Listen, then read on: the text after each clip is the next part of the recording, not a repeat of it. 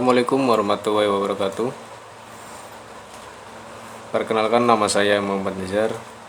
Dari kelas TI 19 S1 akan membahas tentang program aplikasi sistem pakar. Yang pertama, saya akan membahas tentang sistem pakar dan metode dari sistem ini. Yang pertama, judulnya adalah dengan aplikasi sistem pakar untuk mendiagnosa virus COVID-19 pada manusia berbasis web menggunakan metode forward chaining. Yang pertama, kita akan bahas tentang sistem pakar. Sistem pakar merupakan suatu bidang ilmu menggunakan kecerdasan buatan. Cara kerja sistem pakar adalah menggabungkan pengetahuan dan pencarian database untuk memecahkan masalah. Sistem pakar dibentuk menyerupai keahlian manusia yang diterjemahkan dalam bentuk sistem. Kemampuan tersebut dapat membantu sehingga dapat digunakan oleh banyak orang. Sistem pakar memiliki beberapa kategori, yaitu kategori pengembangan dan kategori pengembangan besar dari sistem pakar adalah di bidang diagnosis. COVID-19 merupakan salah satu virus yang berbahaya dan membunuh nomor satu di dunia saat ini, tidak dapat ditangani dengan baik. Virus tersebut dinamakan virus corona dan atau Severe Acute Respiratory Syndrome Coronavirus 2 merupakan jenis virus menyerang fungsi pernapasan manusia. COVID-19 adalah sebutan jika terinfeksi virus ini. Penderita virus ini bisa mengganggu fungsi sistem pernapasan, pneumonia akut, dan sampai kematian. Virus corona secara umum menyerang sistem pernapasan pada manusia. Virus ini tidak hanya menyebabkan infeksi pernapasan seperti flu saja. Infeksi pernapasan berat akibat virus corona ini dan infeksi paru-paru atau pneumonia. Virus ini juga membuat gejala seperti pada kasus virus SARS atau Severe Acute Respiratory Syndrome dan MERS atau Middle East Respiratory Syndrome Coronavirus tahun 2020. Gejala pasien virus COVID-19. Gejala pasien virus COVID-19 menurut Badan Kesehatan Dunia atau WHO, pasien COVID-19 mengalami gangguan pernapasan juga mengalami gejala lain seperti mual maupun diare, kemampuan indera perasa dan penciuman mengalami kerusakan, perasaan tidak enak, rasa kebingungan, sakit kepala, rasa nyeri pada otot, hidung berair. Konsep dasar sistem pakar.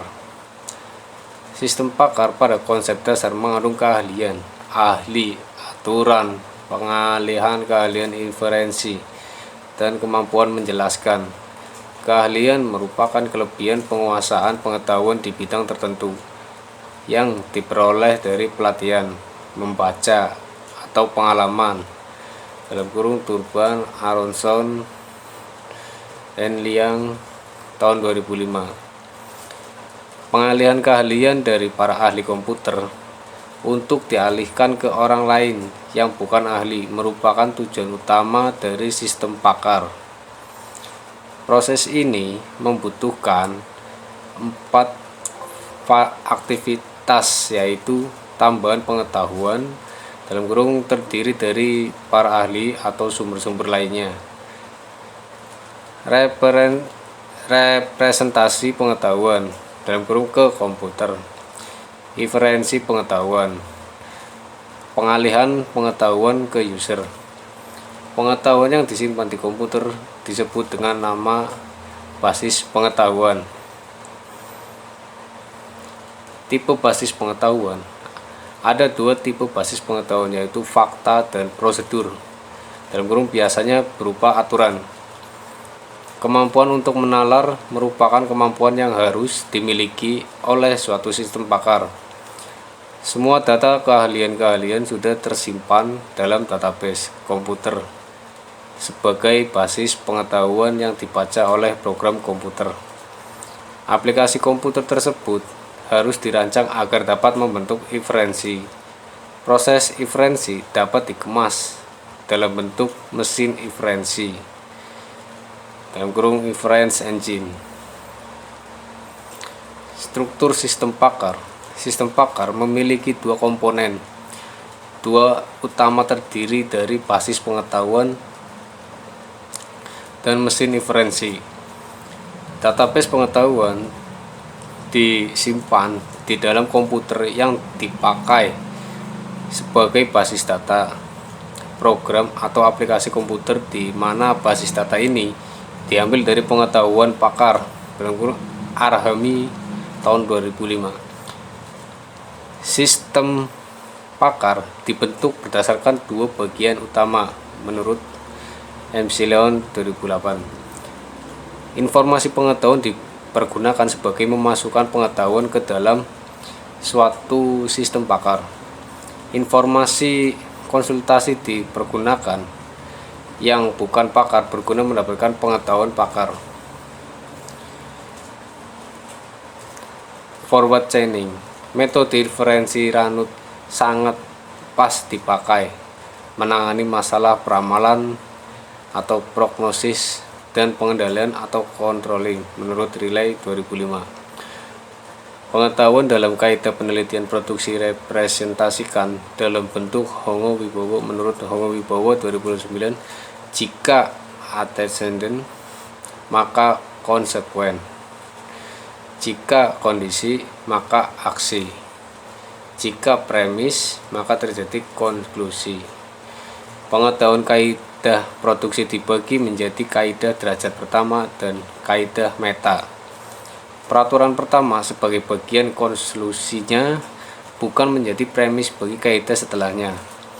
Kaidah meta adalah kaidah yang konklusinya merupakan premis bagi kaidah sebelumnya menurut Hongo Wibowo 2009. Pengetahuan penggabungan pengetahuan dilakukan dengan cara pengelompokan pengetahuan tentang diagnosa gejala pasien virus COVID-19 yang disimpan dalam banyak sumber. Informasi pengetahuan berdasarkan analisa lewat informasi internet ke dalam sebuah daftar gejala dan kondisi pasien guna mempermudah proses pencarian solusi. Pola pencocokan antara daftar gejala dan kondisi pasien ini sebagai pola dimasukkan pengguna dan basis pengetahuan.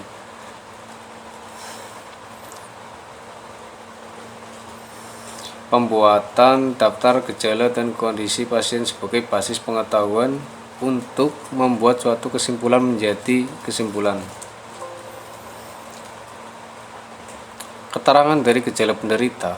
G01, gejala 1 demam, gejala 2 batuk tidak bertahap, gejala 3 infeksi saluran pernapasan, gejala 4 kelelahan, gejala 5 pegal-pegal, gejala 6 tidak nafsu makan, gejala 7 kehilangan indera penciuman dan rasa, gejala 8 keadaan bingung, gejala 9 sakit kepala dan pusing atau bisa dikatakan stroke ringan, 10 kejang-kejang, gejala 11 diare dan mual dalam kurung gastrointestinal, gejala 12 rasa kedinginan dan nyeri otot, gejala ke-13 kulit terasa terbakar atau tersengat listrik. Keterangan dari kondisi pasien. Kondisi 1 usia lanjut, umur di atas 50 tahun. Gejala kedua balita, umur di bawah 5 tahun. Kondisi ketiga riwayat penyakit kronis. Kondisi 4 golongan darah 0 kebal dan AB AB sama dengan rentan. Kondisi 5, wanita hamil. Kondisi 6, perokok. Rancangan tampilan aplikasi. Tampilan aplikasi dari sistem pakar dirancang merupakan alat komunikasi antara sistem dengan pengguna yang menggunakan use case diagram, flowchart, struktur navigasi, dan diagram entity relationship. Use case diagram.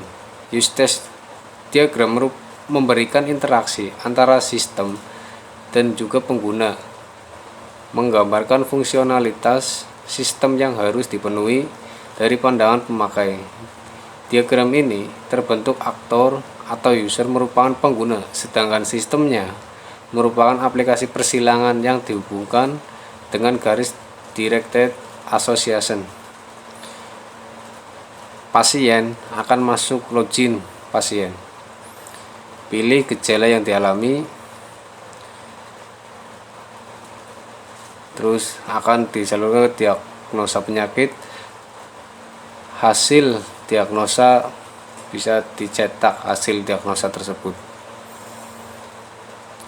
Flowchart. Proses yang terjadi pada sistem secara sederhana dapat dijelaskan di mana proses konsultasi pengguna dihadapkan dengan pernyataan, dan pernyataan tersebut diurutkan dari urutan gejala yang ada di database tersebut. Pengguna harus menjawab pertanyaan yang ada pada sistem pakar ini dengan pilihan ya atau tidak. Jika pilihan tidak, maka gejala dihapus dari database, sedangkan jika pilih ya, maka gejala disimpan. Sedangkan ini membaca gejala yang dimasukkan oleh pengguna yang dimasukkan dengan basis pengetahuan. Apabila gejala sudah terpenuhi, maka tampil hasil, dan jika tidak, maka proses ketampil pertanyaan lagi.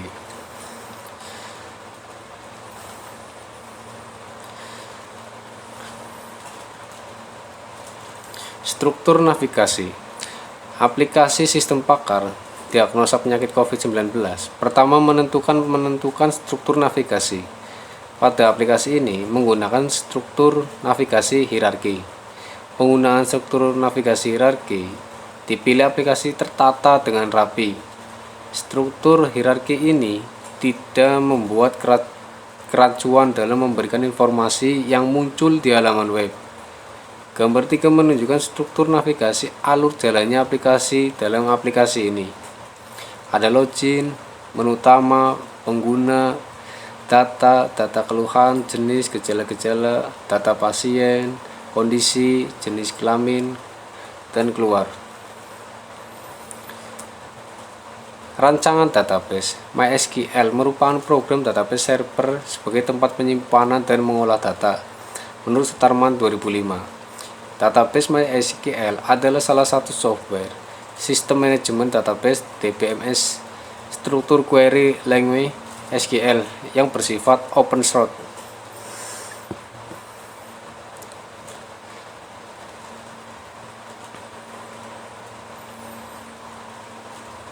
Penerapan metode forward chaining. Pada penelitian ini menggunakan metode forward chaining dengan teknik representasi rule based reasoning. Teknik forward chaining dengan memasukkan sekumpulan fakta ke dalam memori kerja, selanjutnya mencocokkan fakta dengan bagian if dari rules if then. Jika fakta yang sesuai bagian if, maka rule akan dijalankan. Jika ada rule dijalankan, maka fakta baru dalam kurung bagian then dimasukkan ke database. Pencocokan dimulai dari rule paling teratas. Satu rule hanya boleh dijalankan sekali. Tahapan pencocokan akan berhenti jika tidak ada lagi rule yang dijalankan atau sudah mencapai goal atau tidak ada aturan dengan premis cocok dengan fakta. Tampilan halaman utama terdapat menu, beranda, profil, buku tamu, kontak kami, informasi konsultasi kesehatan, artikel kesehatan, zona merah, rumah sakit, rujukan, produk, donasi. Seperti ini tampilan halaman utamanya. Dan tampilan input pengguna ada daftar diagnosa, nama, jenis kelamin, alamat, pekerjaan. Tampilan hasil diagnosa. Jawablah pertanyaan berikut ini seperti yang tadi jelaskan. Jika dipilih ya maka akan lanjut, jika tidak maka akan dihapus. Nah, hasil diagnosa. Data pasien ada dapat nama, kelamin, alamat, pekerjaan. Hasil analisa terakhir penyakit, gejala, definisi, solusi. Pengujian hasil analisa. Setelah pengguna menjawab dari beberapa pertanyaan yang telah disediakan oleh sistem dengan jawaban iya atau tidak, maka gejala yang diderita muncul. Selanjutnya, sistem ini mengumpulkan data dan dikirimkan langsung ke halaman hasil analisa. Tampilan input data pasien seperti ini, dan ada statik pengunjung. Kesimpulan, berdasarkan keseluruhan yang dapat diuraikan dalam penelitian ilmiah ini, peneliti dapat menarik kesimpulan bahwa secara keseluruhan sistem pakar COVID-19 yang dibuat sudah cukup mudah digunakan. Hasil representasi yang berasal dari penelitian aplikasi secara keseluruhan dapat membantu mendiagnosa awal pasien COVID-19. Sistem ini hanya mampu mendiagnosa awal pasien COVID-19 yang terjadi pada manusia dengan memberi solusi sementara untuk mengatasinya. Sistem ini dapat dikembangkan lagi menjadi lebih informatif seiring dengan perkembangan informasi yang dihasilkan tentang COVID-19. Terima kasih. Akan saya praktekkan sesuai dengan sistem yang sudah saya buat.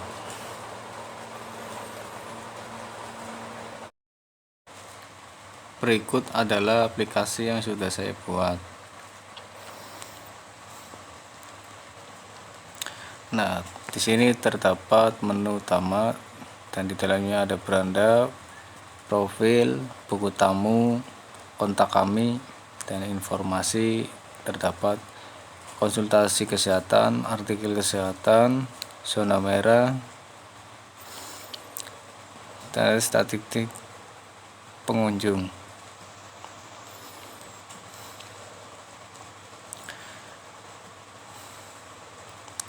Kita mencoba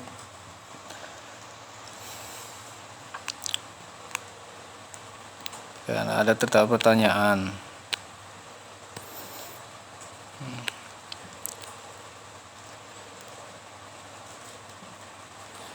Maka terdapat hasil diagnosanya.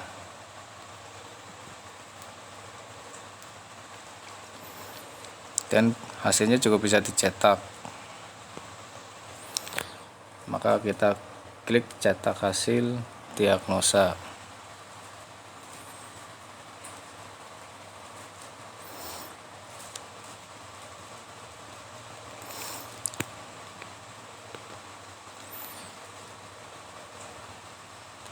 Nah, seperti ini.